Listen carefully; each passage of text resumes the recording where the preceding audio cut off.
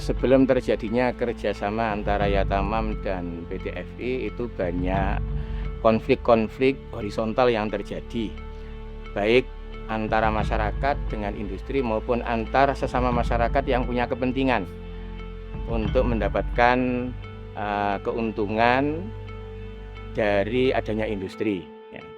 Lalu kemudian Yatamam dalam hal ini merasa punya tanggung jawab sama seperti masyarakat yang lain untuk menjadikan masyarakat Manyar ini tetap kondusif dan tetap bisa merasakan kemanfaatan dari adanya industri. Oleh karena itu kemudian berinisiatif untuk menjalin kerjasama dengan industri yang kita awali saat ini adalah dengan PT FI.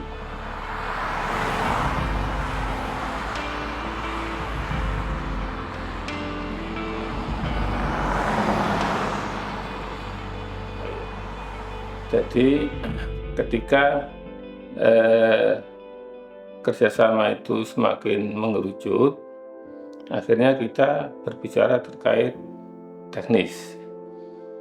Dalam langkah awal kemarin, saya sampaikan karena yang saat ini yang ada nilai ekonomisnya adalah sampah, maka ya monggo nanti kita nangani sampah itu, kemudian hasilnya nanti kita berikan untuk kepentingan desa-desa terdampak, mungkin untuk drainase, sanitase, atau program-program yang dibutuhkan oleh masyarakat, peningkatan SDM dan sebagainya. Kemudian terkait teknis, karena kita sudah menyampaikan karena di Freeport ada sampah, maka monggo sampahnya kita olah, kita jadikan uang untuk itu. Akhirnya kita kumpulkan, awalnya kita kumpulkan desa 3 yang ada di Manyar. Saya sampaikan kalau sampah itu nanti akan kita kelola. Kira-kira jenengan siap nggak mengelola ini? Karena pihak Freeport memandang Yatamam tidak mungkin untuk sendirian menangani ini, harus ada konsultan, kemudian tenaga teknis di lapangan. Saya sampaikan waktu itu di BUMDes 3, Manyar 3 beserta Lurah 3, mereka belum pernah menangani hal-hal seperti itu. Jadi secara teknis belum siap. Karena belum siap, maka kita cari para rekanan-rekanan yang siap untuk melaksanakan program kerjasama itu. Akhirnya terbentuklah PDB. Ya, jadi RMP sendiri, Raya Manyar Persada, sudah mengikuti proses berdirinya atau didirikannya pabrik smelter di Gresik ini sejak awal.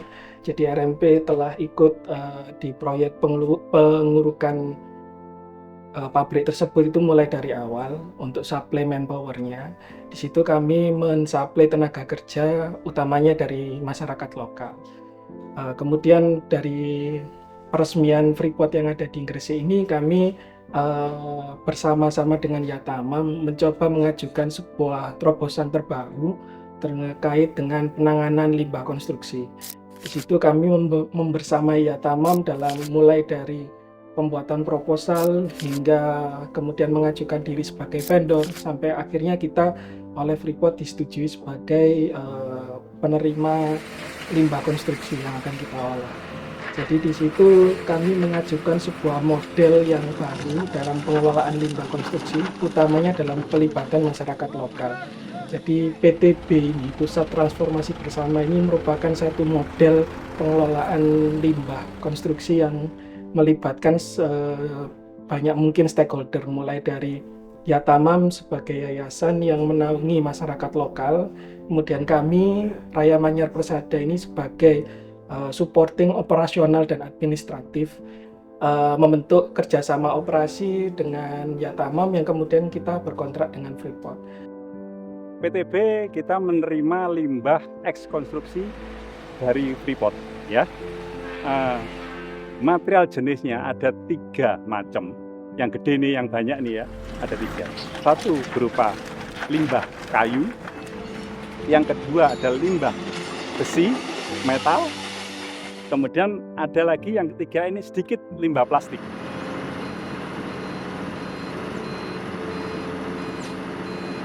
Nah, yang pertama bagi kami adalah membuka peluang kerja, dan yang kedua bisa memberi ilmu manfaat terkait masalah bisnis.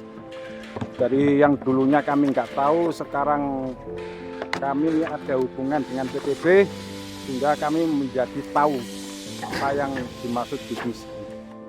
Walaupun kita nggak bisa memberi bantuan kepada desa kami terlalu banyak, kami tetap bisa memberi partisipasi terhadap hadiah terkait jalan sehat. Dari BUMDes bisa menyalurkan apa permintaan dari desa kami atau lembaga-lembaga yang ada di Manyar Sutomuti terkait masalah bantuan meja, kursi, atau bangku, ya kami bisa menyalurkanlah buat manfaat-manfaat yang seperti itu. Ketika industri itu belum hadir di lingkungan kami masyarakat Manyar, latar belakang atau mata pencaharian dari masyarakat Manyar itu kebanyakan petani tambak dan nelayan. Petani tambak dan nelayan. Nah, seiring dengan ramainya industri dan ditetapkannya ada 2 kawasan yang ada di lingkungan kami. Yang pertama di sebelah timur desa kami, yang kedua di sebelah barat desa kami. Ini sangat mengurangi lahan pencaharian.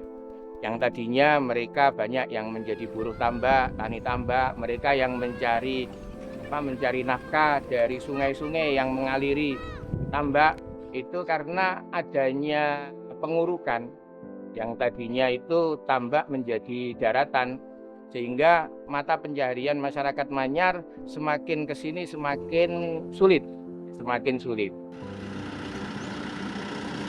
Limbah yang kita terima itu kondisinya kalau general itu tidak layak pakai gitu. Makanya di sini kita lakukan pilih-pilih, kita cari yang masih layak, masih bisa di-upgrade menjadi produk, kita jadikan produk di Carpenter. Jadi masalah pertama adalah tentang limbah yang bentuknya tadi. Yang kedua, kita punya kewajiban untuk meningkatkan kapasitas dari masyarakat sekitar di Manyar dan di Bunga sebagian ya. Nah, pekerja yang ada di Carpenter kita ambil dari lokal Manyar dan Bunga, di mana para tenaga kerja ini bukan tenaga yang ready untuk Carpenter, bukan tukang kayu, tapi dulunya mereka adalah buruh tambak, petani tambak yang kita upgrading menjadi seorang Carpenter. Nah, ini tantangan. Kita harus apa istilahnya? Mengupgrade mereka. Ya kan, memberikan pelatihan kepada mereka supaya bisa menjadi tukang kayu yang baik.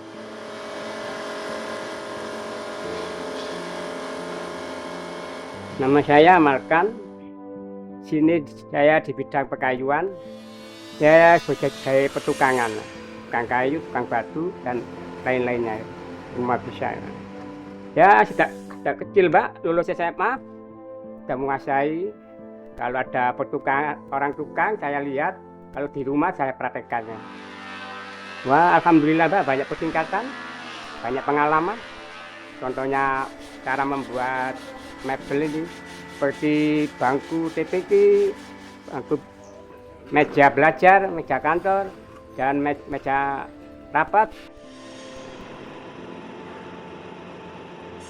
Kalau tentang produk, Carpenter untuk sementara ini kita punya produk based on pesanan, proposal. Karena begini, limbah yang tadi dikirim oleh Freeport masuk ke PTB, ya itu kita olah, kita upscaling jadi produk yang nanti itu kita donasikan ke lembaga-lembaga, ke kelompok masyarakat, pendidikan, kesehatan, keekonomian di masyarakat untuk bisa dimanfaatkan.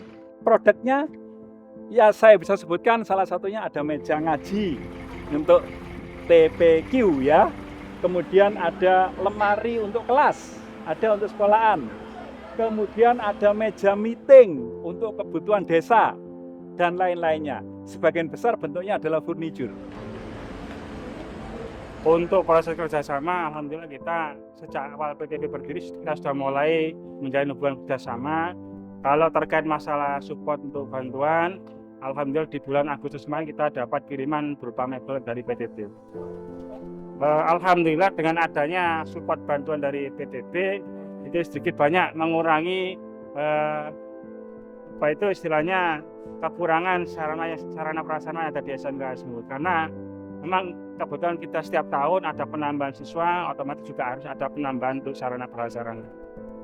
Selama 1 tahun PTB beroperasi, PTB telah mengirimkan 781 produk kepada 40 lembaga dan santunan kepada 476 anak yatim dari 11 desa yang terdampak. PTB juga bekerja sama dengan 9 BUMDes, berkolaborasi menangani sampah plastik dan menyerap 18 orang tenaga kerja lokal. Untuk merubah mindset masyarakat Manyar ini yang tadinya itu sebagai petani tambak yang otomatis tidak terikat dengan pihak manapun, tidak terikat dengan waktu, maka kemudian sekarang melalui Yatamam kami ingin merubah mindset masyarakat Manyar. Jadi misalnya terkait dengan edukasi kepada calon-calon pekerja, yang agar mereka itu terbiasa dengan lingkungan barunya, sehingga konflik kepentingan itu tidak lagi terjadi. Kalau memang masyarakat Manyar masih susah untuk merubah mindset, masih suka datang semaunya sendiri, pulang juga seenaknya sendiri, maka industri akan sulit bisa menerima mereka. Nama saya Mat Arifin, umur 66 tahun, alamat Jalan Kiai Salan 9, nomor 25, RT 2 RW 1 Manyar Sidomukti. Saya bekerja di PTB Pusat Transformasi Bersama. Masuk kerja jam 7.30, pulang kerja jam 16.00. Sebelum bekerja, tugas saya adalah untuk meeting dulu untuk membagi tugas, dan selanjutnya monitoring kerja. Lalu terakhir adalah untuk buat laporan. Saya sebagai supervisor molding di Baratan. Ya, alhamdulillah untuk program utama kita adalah support anak-anak yatim 11 desa. Alhamdulillah sudah terpenuhi, dan insya Allah mungkin kalau melihat keadaan saat ini kemungkinan besar melampaui yang kita rencanakan awal, yang mana kemarin itu kurang lebih 1.200.000.000, insya Allah nanti mungkin lebih, sampai akhir Desember 2024 itu bisa lebih, karena yang pada waktu pembukaan kemarin kita hanya menganggarkan 2 tahun, karena yang benar-benar aktif itu kan 2 tahun dan ini kerjasama ini. Selebihnya itu kan bisa dilanjutkan kalau memang masih ada barang atau sampah itu. Program kita itu nanti benar-benar bermanfaat bagi masyarakat, terutama adalah pendidikan, kemudian kalau untuk ekonomi mungkin UMKM dan sebagainya. Kita ajak masyarakat untuk membuat inovasi-inovasi sehingga bisa dijual di daerah industri. Menghadapi industri ini, karena latar belakang masyarakat Manyar yang petani itu otomatis kurang memahami dengan adanya aturan-aturan atau kemampuan-kemampuan yang ada di industri. Sehingga harapan kami masyarakat Manyar kelak tidak hanya ada di posisi-posisi rendah, tapi syukur-syukur masyarakat Manyar bisa duduk di posisi-posisi penting di dalam industri yang ada di sekitar kita. Di samping itu, industri juga bisa memanfaatkan potensi dari masyarakat Manyar sehingga di sini terjalin simbiosis mutualisme, saling menguntungkan antara masyarakat Manyar dengan industri. Kalau ada kemauan dari kita juga pihak industri. Yang penting itu kemauan, saya kira. Jadi dari kemauan dari kita dan kemauan dari industri. Kalau tidak ada kemauan ya sulit seperti itu. Jadi saya mohon industri juga merespon hal ini agar masyarakat itu benar-benar diuntungkan. Jadi kemauan dari industri dan dari kita, sehingga mindset kita ke depan itu sudah tidak seperti yang dulu-dulu. Jadi kita memang mau nggak mau sekarang sudah eranya industri. Di sekitar kita itu industri semua, sawah-sawah sudah tidak ada. Dan kalau bisa di tengah industri itu kita tidak harus masuk ke industri, membuat usaha sendiri untuk mensupport industri tersebut. Kalau bisa mensupport malah lebih bagus. Insya Allah bisa.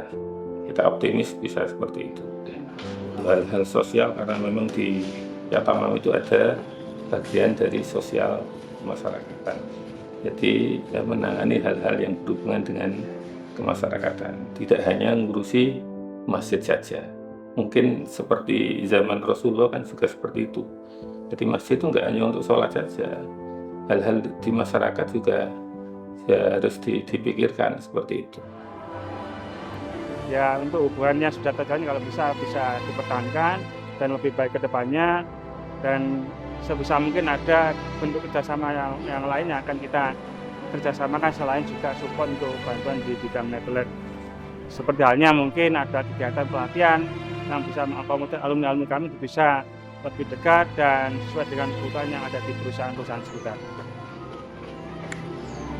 Semoga PTB semakin jaya, banyak rezekinya agar bisa membantu anak-anak yang membutuhkan dan masyarakat yang membutuhkan di Desa Banyuwangi ini.